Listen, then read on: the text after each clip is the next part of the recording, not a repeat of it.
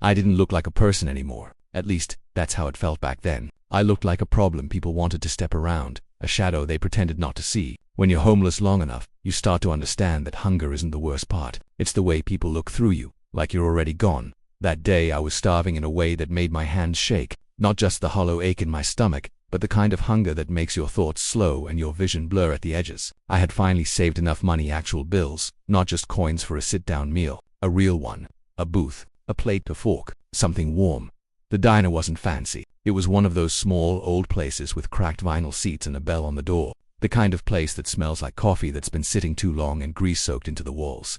To most people, it was nothing special. To me, it felt like a luxury restaurant. When I pushed the door open, the bell rang. Every head turned. I felt it instantly. That shift in the room, the tightening. I was painfully aware of how I looked. My clothes hung off me like they belonged to someone else. My shoes were worn thin. My arms were too skinny. My face probably looked sharp and tired. I hadn't even made it to a table yet when I heard someone clear their throat sharply. The owner came toward me fast. He didn't lower his voice. He didn't pull me aside. He stood close enough that I could smell his aftershave and said, "You need to leave." I blinked. I have money," I said, already pulling it out. Already embarrassed, he didn't even look at it. "I don't want you scaring off other customers," he said. "You're making people uncomfortable." The word "you" hit harder than the hunger. A few people avoided eye contact. One woman stared at her plate like it was suddenly fascinating. No one said anything. No one ever did. I nodded. I didn't argue. I didn't beg. You learn fast that it only makes things worse. I turned around, walked back out, and the bell rang again behind me, louder than before, like it was announcing my failure outside. I sat on the sidewalk with my cup of coins between my feet. I stared at the glass window, watching people eat. Forks lifting, coffee steaming, normal life happening inches away from me. I told myself it was fine. I was used to it. I always was. That's when she walked by. She didn't look at me at first. None of them did. There were a few people with Herman in pressed clothes, voices loud, confident, business types. They slowed when she noticed me, and then she stopped completely. She turned, she looked directly at me. That alone felt strange. She was dressed beautifully, not flashy, just expensive in a quiet way. Clean coat, perfect hair, shoes that had never known cracked pavement. She reached into her purse and pulled something out, a $100 bill. She handed it to me like it was nothing. For a second, I honestly thought I was hallucinating. My fingers wouldn't move. I just stared at it. Someone behind her said, "That's so kind of you," and another nodded in approval. She smiled, a polished, practiced smile. "Take care," she said. My hands were shaking when I took it. I don't remember what I said. Thank you, probably. I remember my chest tightening, my eyes burning. That money meant more than food. It meant a bed, a room, a door that locked, a shower, a place to exist without being chased away. She walked off with her group, and I sat there clutching that bill like it might disappear if I loosened my grip. For the first time in a long time, I felt safe. I remember thinking maybe the world wasn't completely cruel after all. Maybe people still saw me as human. Maybe this was a turning point, just a small one, but enough to survive a few more nights. I had no idea that hope was about to be ripped away, because about 30 minutes later, I heard heels stop in front of me, and when I looked up, she was standing there again. Her smile was gone. I froze before I even realized it. She didn't look like the kind woman who had handed me that $100 bill minutes earlier. Her eyes were hard, cold, and sharp, like she was aiming them directly at everything I was, everything I had been, everything I represented in her mind. "Did you give me this back?" she demanded, her voice loud enough that people walking by glanced at us. Her group lingered behind, smirking, watching the scene unfold. I hesitated, my fingers clutching the bill. My chest felt tight, my stomach sinking in that familiar hollow way. I began, but she cut me off. "I need it," she snapped, stepping closer. "Give it to me." I didn't want to. I wanted to scream. I wanted to run, but fear pinned me to the sidewalk. I slowly handed it back, trying to keep my hands from shaking too visibly. The bill slid into her purse, and for a brief moment, I felt a flash of relief. Maybe it would end there. Maybe she'd walk away, but she didn't. Instead, she kicked over my cup of coins, the tiny pile of change I'd collected over weeks. Pennies, nickels, dimes. They spilled across the dirty sidewalk, clinking against the curb. I knelt down automatically to pick them up, my fingers trembling, but she waved me off. "Why are you doing this?" I whispered, the words cracking in my throat. Her response was something I will never forget, something that will haunt me forever. "People like you are ruining our country," she said, her voice dripping with venom. I just wanted to impress my friends, her friends. That's all it had been. A performance. I had been part of her act. I, the hungry, starving, scrawny shadow sitting on the curb, was a prop in her little show. I tried to tell her to leave me alone, my voice shaking so badly it was almost inaudible. "Please just go." She paused, then reached into her purse again. This time she pulled out a small bottle of pills. She held it up for me to see. "Here," she said, throwing them at me. They clattered against the sidewalk. "These are weight loss pills. You're disgustingly skinny. Maybe this will finish the job." For a moment, I just stared. My mouth opened, but no words came. A dozen emotions flooded me: fear, anger, disbelief, shame, and an overwhelming sense of helplessness. The people walking by didn't intervene. They watched silently, some chuckling nervously, some looking away. No one helped. I remember curling into myself, trying to shrink small enough that she wouldn't see me anymore. But her footsteps echoed as she walked away, her group laughing behind her. The world felt cold and empty all at once. I sat there, staring at the spilled coins and the pills on the pavement. My hands shook, my chest ached. That one encounter, one cruel act, left scars far deeper than hunger or cold ever had. I realized in that moment that the darkest part of being homeless wasn't the streets or the lack of food. It was being seen as less than human, a target for cruelty masquerading as superiority. I cleaned up the coins slowly, picking up each one like a tiny shard of dignity I refused to lose. The pills I pushed into the gutter. I didn't touch them again. I couldn't. They were more than just pills. They were the weight of someone else's hatred, meant to make me feel smaller than I already did.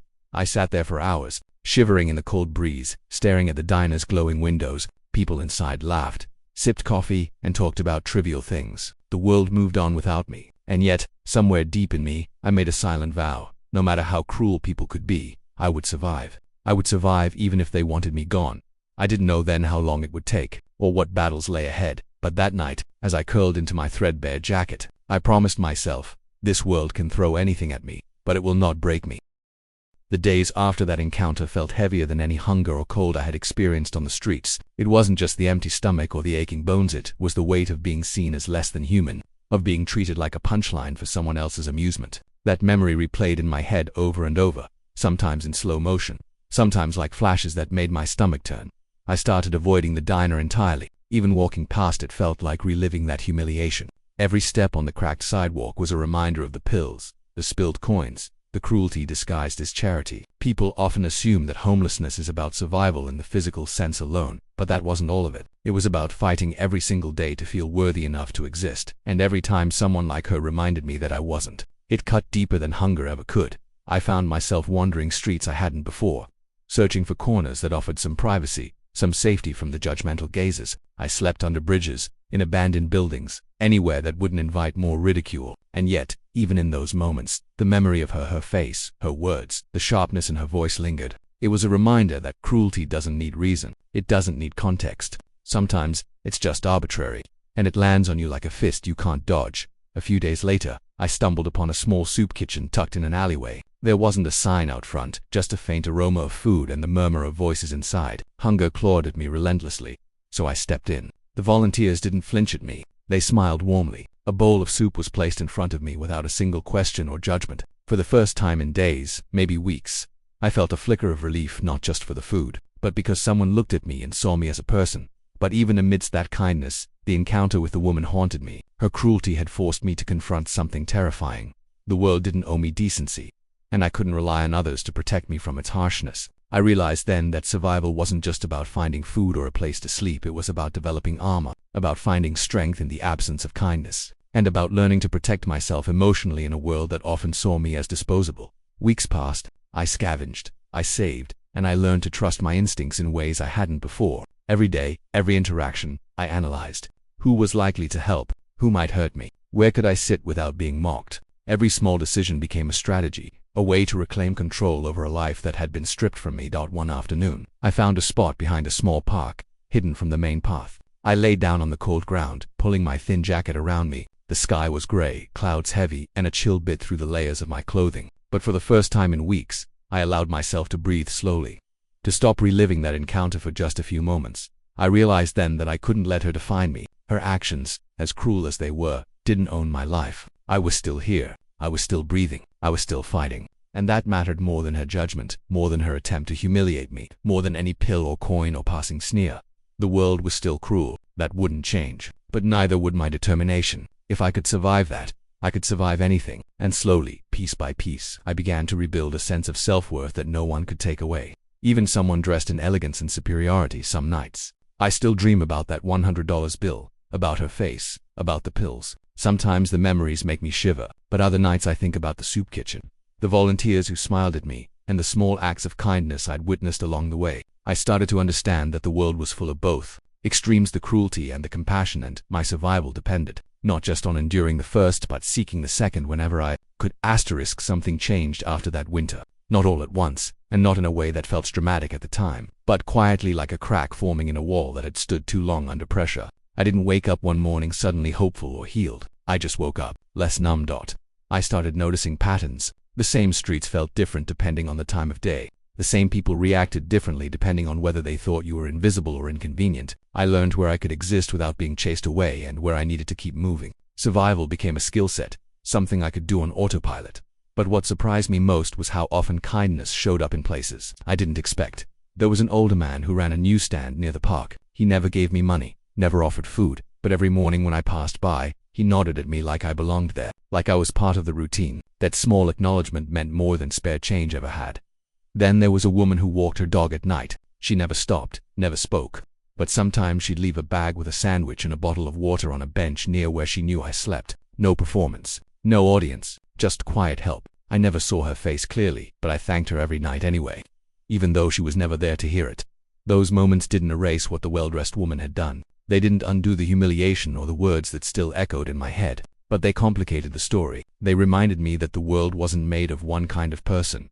I began to talk to other people on the streets more. Before that, I'd kept to myself, afraid that connection would only mean more pain. But hearing other stories sometimes made me realize how common cruelty was, and how strong people had to become just to survive it. One man told me he'd been set on fire while sleeping. Another said a group of teenagers used him as a joke for their live stream. A woman I met cried while telling me how her kids were taken away because she didn't have an address, not because she didn't love them.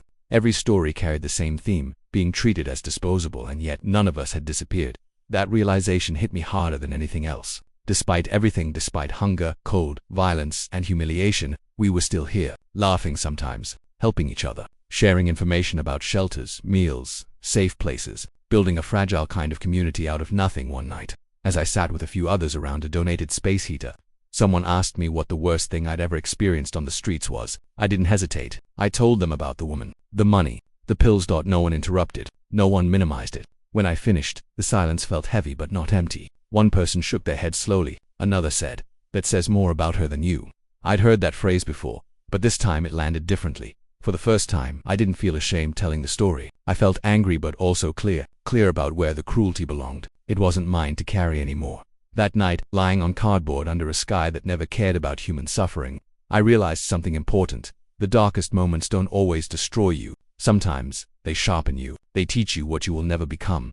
And I promised myself something else too. If I ever made it out, if I ever stood on the other side of this life, I would never confuse kindness with performance. I would never use another human being as a prop, because I knew exactly what that felt like. The turning point didn't come as a miracle. There was no sudden rescue, no dramatic moment where everything flipped overnight. It came quietly, disguised as exhaustion, the kind that seeps into your bones and makes you realize you can't keep surviving the same way forever. I got sick that spring. Really sick, not the kind of cold you can shake off by staying wrapped up for a night or two, but the kind that makes standing feel impossible and breathing feel like work. I remember sitting against the wall of an abandoned storefront, shaking uncontrollably even though the sun was out. My vision kept fading in and out, and for the first time, a terrifying thought crossed my mind. What if this is it? What if this is how I disappear? Someone called for help. I don't know who. I barely remember the ambulance ride, just bright lights, muffled voices, and the overwhelming fear that I was about to die completely alone. I woke up in a hospital bed, clean sheets, white walls, a machine beeping steadily beside me. I stared at the ceiling for a long time, trying to understand where I was and why I was still alive. A nurse noticed I was awake and smiled at me, a real smile. Not pity, not disgust. "If it's human concern, you're safe," she said softly. No one had said that to me in a long time. The doctors told me I was severely malnourished and dehydrated. If I'd waited much longer, they said, my body might not have recovered. They asked if I had somewhere to go when I was discharged. I shook my head, bracing myself for the look I'd seen so many times before. Instead, they connected me with a social worker. I didn't trust it at first. I'd been promised help before. Promises on the street don't mean much, but this woman didn't rush me. She listened. She didn't interrupt when I told her about the diner, the woman, the pills. Her face didn't harden. She didn't look away. "That should never have happened to you," she said. Those words hit me harder than I expected. Not "I'm sorry," not "that's unfortunate." But that should never have happened. For the first time, someone clearly placed the blame where it belonged. She helped me get temporary shelter after discharge. It wasn't perfect. It was crowded, loud, and sometimes overwhelming, but it was indoors. It was safe. It was a start. The first night there, I didn't sleep. I just lay there, staring at the ceiling, waiting for something bad to happen, waiting to be kicked out, waiting to wake up back on the sidewalk. But morning came, and I was still there. Days turned into weeks. I followed the rules. I showed up for appointments. I filled out paperwork that felt endless. Slowly, painfully, I started gaining weight. My face filled out. The hollow ache in my chest softened. And yet, the memory of that woman still lingered. It surfaced at unexpected times, when someone offered help, when someone smiled, when someone reached into their wallet. Part of me always flinched, waiting for the other shoe to drop, waiting for kindness to turn into cruelty. One afternoon, volunteering to clean up after lunch at the shelter, I caught my reflection in a window. I barely recognized myself. I didn't look healthy yet, but I looked present, like someone who belonged in the world again for the first time since that day outside the diner. I felt something close to peace. I wasn't healed, I wasn't fixed, but I was moving forward, and that was enough. Life didn't suddenly become easy once I had a roof over my head. That's something people don't talk about enough. Getting off the street doesn't erase what the street puts inside you. It just gives you space to finally feel it. The shelter helped me get a small transitional room a few months later. One bed, one window, a door that locked. The first night I stayed there alone, I sat on the floor with my back against the wall and cried harder than I ever had on the streets. Not from sadness exactly, but from release. I didn't have to stay alert. I didn't have to guard my belongings. I didn't have to listen for footsteps coming too close. Silence felt loud. I struggled with simple things. Sleeping in a bed felt wrong. Eating regular meals made me anxious. I hoarded food at first, hiding snacks under the mattress even though I knew I didn't need to anymore. Trauma doesn't leave just because your circumstances change. I started therapy through a community program. At first, I barely spoke. When I finally told the story about the diner, the $100, the pills, the words, my voice shook the same way it had that day on the sidewalk. I expected the therapist to analyze it, to explain it away. She didn't. She said, that was emotional violence. No one had ever called it that before. Hearing it framed that way changed something in me. I stopped minimizing it. I stopped telling myself I was overreacting or too sensitive. I stopped wondering if I somehow deserved it. What she did wasn't a misunderstanding. It wasn't tough love. It was cruelty, plain and simple. Forgiveness became the question everyone seemed to expect me to face. Have you forgiven her? People asked, like it was the final step to healing. The truth was uncomfortable. I didn't want to forgive her. Not yet. Maybe not ever. And my therapist told me something that felt like permission to breathe. Forgiveness is not a requirement for healing. Understanding was more important. Boundaries were more important. Self-respect was more important. As my health improved, I started volunteering at the same soup kitchen that had once fed me. I didn't tell my story at first. I just served bowls, wiped tables, smiled when people came in looking defeated. I recognized that look. I knew what it meant to sit down expecting to be judged. One evening, a young man came in, skinny, exhausted, eyes hollow. He barely made eye contact. I placed a bowl of soup in front of him and said, "You're safe here." He looked up at me like I'd spoken another language. In that moment I realized something powerful. My survival had become useful. My pain had become empathy. And that woman, without meaning to, had shown me exactly the kind of person I would never be. I still think about her sometimes. Not with rage anymore, but with clarity. I understand now that her cruelty had nothing to do with me. I was convenient. I was silent. I was there. But I am not there anymore. I have an address now, a routine, a future that feels possible. And while that moment outside the diner remains the darkest thing I've ever witnessed, it no longer defines me. It taught me something instead, that dignity is not given by money, that kindness without empathy is just performance, and that surviving cruelty doesn't make you weak, it makes you aware. The last thing that changed wasn't my situation, it was my voice. For a long time I thought survival meant staying quiet, keeping my head down, not drawing attention. That instinct saved me on the streets. But it followed me long after I left them. I avoided telling my story outside of therapy and the shelter. I didn't want pity. I didn't want to relive it. And part of me still feared that if I spoke up, someone would take something from me again.